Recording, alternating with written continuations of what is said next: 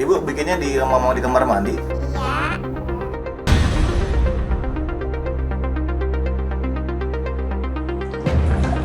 Air. Dengan mengisi 70% tubuh manusia, keberadaan air sangatlah dibutuhkan oleh semua orang. Dalam sebuah penelitian disebutkan, manusia bahkan bisa bertahan hidup sampai sebulan hanya dengan minum. Jika tanpa air, kemungkinan manusia bertahan hanya sampai 1 minggu saja. Lantas, kira-kira apa yang terjadi jika kita memasukkan air yang tak layak minum ke dalam tubuh kita? Inilah investigasi tipu-tipu tukang air isi ulang. Hidup di perkotaan, kepraktisan menjadi sebuah hal yang mahal tetapi tetap diburu oleh siapapun, termasuk dalam hal air minum. Merujuk data Badan Pusat Statistik, 50% lebih rumah tangga menggunakan air isi ulang ataupun kemasan sebagai sumber air minum utama. Tak heran bisnis air ini kian menjamur di mana-mana. Selain kepraktisannya, air isi ulang seringkali dikonsumsi tanpa proses merebus sama sekali.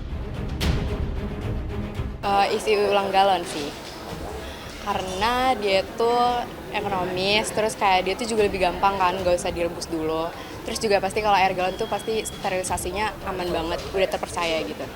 Kalau dari aku lebih suka air isi ulang galon karena selain dia juga mudah didapat, dia juga aku merasa lebih steril. Karena kalau misalnya air rebus itu, kita nggak tahu air dari tanahnya tuh kayak gimana. Tetapi kepraktisan tersebut terkadang dimanfaatkan oleh sebagian orang yang nekat berbuat curang demi keuntungan yang lebih.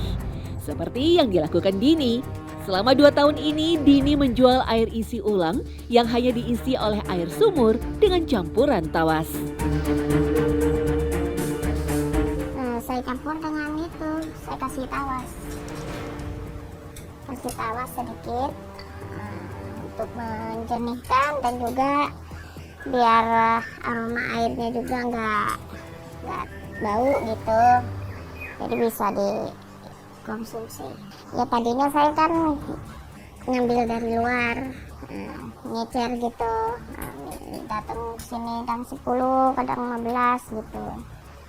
Nah, cuman kan untungnya nggak seberapa. Jadi ya bagaimana caranya supaya untungnya lebih banyak, ya aku coba dengan oplosin dengan itu, dengan air biasa gitu, air yang sumur. Langsung tanpa filter apapun, Dini memakai air sumur di rumahnya untuk kemudian diendapkan terlebih dahulu di dalam ember. Setelah beberapa saat, barulah Dini mencampurkan tawas pada ember-ember tersebut. Prosesnya ya harus air pakai bak, baru dikasih tawas sedikit, udah diendepin itu. Nanti setelah ini baru ya itu waktunya lumayan gitu. Itu soalnya kalau langsung ditempatin jadi agak ada kayak ada kotorannya kalau langsung diituin. Jadi harus itu dulu disaring gitu. Untuk jumlah campuran tawasnya, Dini tak pernah mengukur secara pasti. Tawas langsung dia campurkan begitu saja ke dalam ember penuh air. Semua dilakukan sampai memenuhi kebutuhan galon kosongnya. Hanya beberapa menit, tawas pun larut dan air pun berubah menjadi jernih. Sedikit, kalau ini palingnya setengah sendok Untuk untuk 1 ember itu. 1 ember. 1 ember itu buat berapa galon? Ini bisa 2 galon, diendepin dulu, dikira udah bening. Nah, udah saya masukin ke botol gitu. Jadi kalau misalkan belum bening, saya iniin dulu di berapa menit gitu. Nah, udah kalau udah bening baru udah disaring. Nah, dituang ke botol.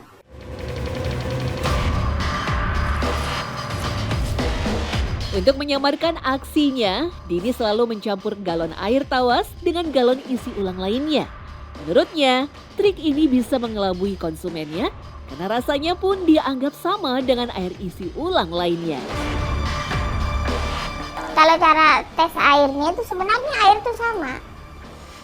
nggak ada yang beda. Beningnya itu kalau dikasih air tawas itu beningnya itu agak keputih-putihan dikit gitu.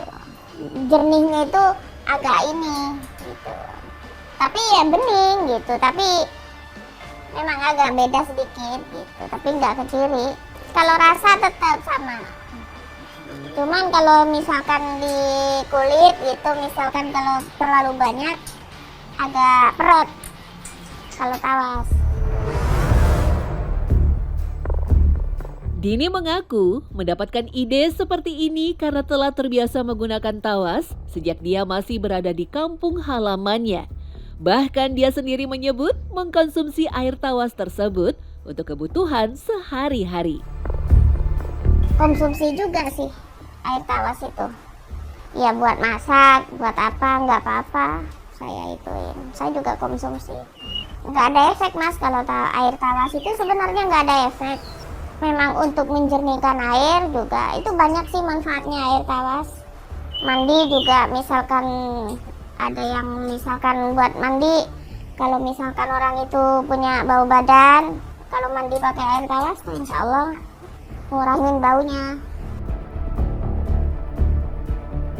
Satu botol galon isi ulang ala Dini dijualnya dengan harga miring, yaitu Rp6.000 saja.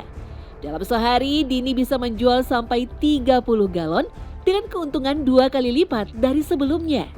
Dini mengaku tak pernah ada yang curiga dengan kualitas air isi ulang dari miliknya. Gak ada yang curiga sih selama ini. Aman-aman saja. Ya kan itu, kita ngedatengin ibaratnya kayak air yang asli gitu. Didatengin ke sini, sisanya baru saya ituin oplos. Kan kita punya stok tutup botol.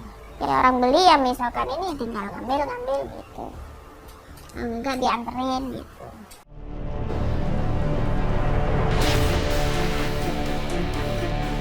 Merujuk berbagai catatan, tawas memang seringkali digunakan sebagai penjernih air. Memiliki bentuk seperti kristal putih ataupun bubuk, tawas mengandung aluminium sulfat yang berfungsi sebagai koagulan atau senyawa pengikat kotoran dalam proses penjernihan air. Fungsi inilah yang membedakan tawas dengan kaporit, di mana kaporit adalah kalsium hipoklorit yang lebih berfungsi sebagai pembasmi bakteri. Meski juga dipakai dalam pembersihan air massal seperti di penyedia jasa air minum, air tawas memang tidak dianjurkan untuk diminum secara langsung. Tawas ini sendiri digunakan sebagai penjernih air ya.